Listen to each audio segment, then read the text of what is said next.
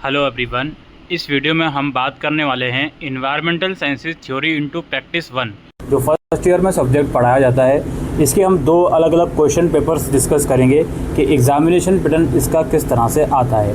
पहले इसका ब्रीफली हम लोग सिलेबस देख लेते हैं। इसके अंदर पहली यूनिट जो है वो इन्वायरमेंटल साइंसेज के इंट्रोडक्शन के बारे में है। इसका कॉन्सेप्ट क्या होता है ये आपको समझना है और इसके जो अलग अलग कंपोनेंट होते हैं ये आपको समझना है। सस्टेनेबिलिटी डेवलपमेंट क्या होता है, इसका कॉन्सेप्ट, इसकी इंपॉर्टेंस वगैरह आपको समझनी है। अगली यूनिट में आप इकोसिस्टम के बारे में पढ़ोगे। इकोसिस्टम का कॉन्सेप्ट मतलब क्या होता है, इसका स्ट्रक्चर क्या होता है, बायोटिक अबायोटिक कंपोनेंट, इसके फंक्शंस वगैरह, ये सब चीज़ें आप पढ़ने वाले हो।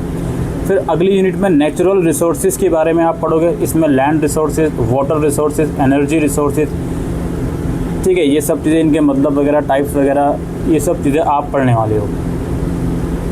अगली यूनिट में आप पॉल्यूशन के बारे में पढ़ोगे। इसके अंदर भी एयर, वाटर, सॉइल, ये सब चीज़ें आप पढ़ोगे। इनका जो अलग अलग टाइप होते हैं पॉल्यूशन के, सॉलिड वेस्ट मैनेजमेंट, इनकी केस स्टडी वगैरह, ये सब चीज़ें आप पढ़ने वाले हो। ये 4 यूनिट इसमें हैं। आइए चलते हैं इसके PYQ की तरफ। तो पेपर की अगर मैं बात करूं भाई कितने नंबर का आएगा, ये सबसे बड़ा सवाल आएगा। देखिए 30 नंबर का पेपर आएगा, सिंपल सी बात है। अगर आप पहली बार एग्ज़ाम में अपेयर होने वाले हो 30 नंबर का पेपर आएगा। अब इसमें मैं एक और बात क्लियर कर दूं, यहाँ पे कुछ चीज़ें हैं। अगर आपका एडमिशन 2022 या 2023 का है SOL का, तो आपका पेपर 70 नंबर का आ सकता है।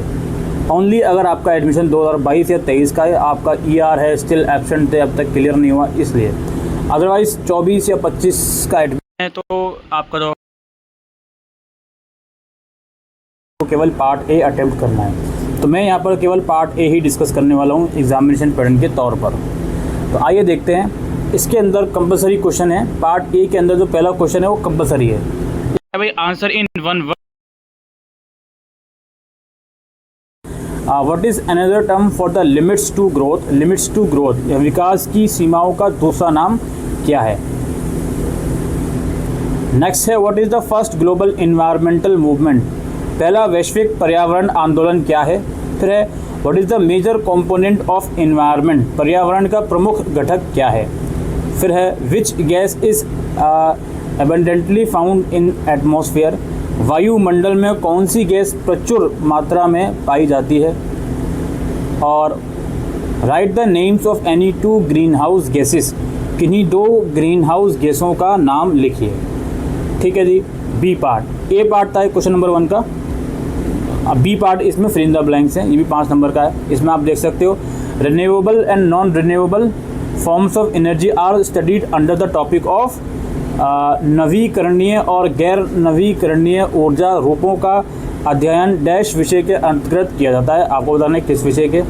चिपको movement is associated with the conservation of dash in India. Chipko आंदोलन भारत में डैश के संदर्भ में संरक्षण से जुड़ा हुआ है। किसके संरक्षण से जुड़ा हुआ बताना है आपको। Presence of unwanted materials in air, water और सॉइल इज कॉल्ड। हवा, पानी या मिट्टी में अवांछित पदार्थों की उपस्थितियों को क्या कहते हैं बताना है। फिर Bhopal gas tragedy involve the leakage of toxic gas dash. Bhopal gas त्रासदी में जहरीली गैस डैश का रिसाव हुआ था। आपको बताना है किस गैस का। और the process by which a community gradually changes and develop over time is known as, क्या कहते हैं इसी कम्युनिटी को? वह प्रक्रिया जिसके द्वारा एक समुदाय समय के साथ धीरे धीरे बदलाव और विकास होता है, उस प्रक्रिया को क्या कहते हैं वो बताना है आपको। सॉरी, कम्युनिटी को नहीं, प्रक्रिया को क्या कहते हैं वो आपको बताना है। ठीक, अच्छा। इसके बाद अगला क्वेश्चन है हमारे पास, differentiate between the following any 2। किन्हीं 2 को आपको डिफ्रेंशिएट करना है। Environmental impacts of floods and droughts, और बाढ़ और सूख के पर्यावरण प्रभाव, और provisioning and cultural ecosystem services, प्रावधान और सांस्कृतिक परिस्थितियों तथा सेवाएं, और hazardous waste and E waste, खतरनाक अपशिष्ट और ई कचरा। ठीक है, ये हो गया। नेक्स्ट क्वेश्चन है explain ecological succession, describe the stages of succession in a terrestrial और aquatic ecosystem with suitable example. पारिस्थितिक अनुक्रम की व्याख्या कीजिए। स्थलीय या जलीय पारिस्थितिकी तंत्र में अनुकुम के चरण का उपयोग आरेखा द्वारा वर्णन कीजिए। फिर है write a detail account of any two major pollution related cases studied in India such as Ganga action plan, Delhi air pollution, plastic waste management rule and the Bhopal gas tragedy. Bharat में प्रदूषण से संबंधित किन्हीं 2 प्रमुख केस स्टडीज़ का विस्तृत विवरण लिखें, जैसे कि गंगा एक्शन प्लान, दिल्ली वायु प्रदूषण, प्लास्टिक अपशिष्ट प्रबंधन नियम और भोपाल गैस त्रासदी। और लास्ट क्वेश्चन है evaluate the role of environmental awareness and sustainable development concept in addressing contemporary global environmental challenges. समकालीन वैश्विक पर्यावरणीय चुनौतियों का समाधान करने में पर्यावरण जागरूकता और सतत विकास अवधारणाओं की भूमिका का मूल्यांकन करें। ऑलराइट, तो ये 5 क्वेश्चंस आपने देखे। आपको पहला क्वेश्चन करना तो ज़रूरी है और बाकी के जो 4 क्वेश्चन हैं इनमें से आपको कोई 2 क्वेश्चन करने हैं। यहाँ पर आप इंस्ट्रक्शन रीड करेंगे तो इंस्ट्रक्शन में भी लिखा गया है कि आपको कौन कौन से क्वेश्चन किस तरह से करने हैं, जिसमें आप ये देख सकते हो 5 क्वेश्चन है। पार्ट 1 है, क्वेश्चन नंबर 1 कंपलसरी है और बाकी के 4 में से कोई 2 क्वेश्चन आपको करने हैं। आइए एक और क्वेश्चन पेपर मैं आपको दिखा देता हूँ। तो पैटर्न वगैरह तो सेम है, पैटर्न पर क्वेश्चंस पर हम आएंगे। ये रहा question number 1 A part, expand the following, निम्नलिखित को विस्तारित करें। अच्छा, तो ये निम्नलिखित ये हैं जी, MOE, FCC, UNO, NGT, CBD, AQI। Explain करना है, बेसिकली फुल फॉर्म लिखनी है और थोड़ा बहुत ब्रीफ में बता भी सकते हैं। फिर ट्रू फॉल्स हैं आपके पास। Environmental studies is a purely biological discipline, पर्यावरण अध्ययन एक विस्तृत जैविक विषय, जो कि गलत आंसर है। फिर ecosystem services include only provisioning, regulating and supporting services, पारिस्थितिक तंत्र सेवाओं में केवल प्रावधान, विनियमन और सहायक सेवाएं शामिल हैं। फिर है energy flow in an ecosystem follows a cyclic pathway, एक पारिस्थितिक तंत्र में ऊर्जा प्रवाह एवं चक्रीय पथ की अनुसरण करता है। फिर soil erosion can lead to land pollution, मृदा अपरदन से भूमि प्रदूषण हो सकता है।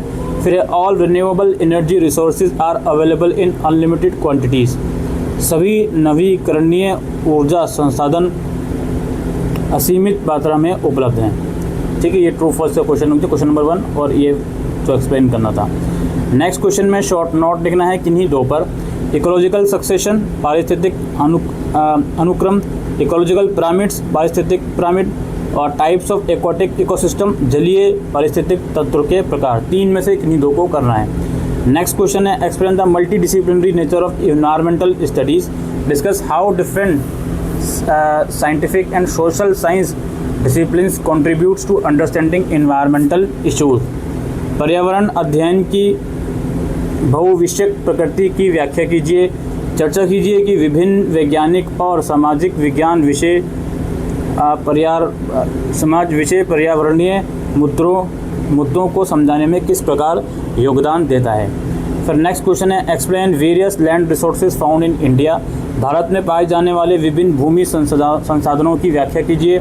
Discuss land use change, land degradation and causes of deforestation with contemporary examples, भूमि उपयोग परिवर्तन, भूमि धरण और वनों की कटाई के कारणों पर समकालीन उदाहरणों सहित चर्चा कीजिए। और दोस्तों लास्ट क्वेश्चन हमारे पास है what are primary and secondary air pollutants, प्राथमिक और द्वितीयक वायु प्रदूषक क्या है, और discuss how they affect air quality and human health, explain their control techniques, चर्चा कीजिए कि ये वायु गुणवत्ता और मानव स्वास्थ्य को कैसे प्रभावित करते हैं, इनके नियंत्रण की तकनीकों की व्याख्या कीजिए। ठीक है दोस्तों, तो ये PYQs थे और एग्जामिनेशन पैटर्न था EVS फर्स्ट ईयर का। Thank you.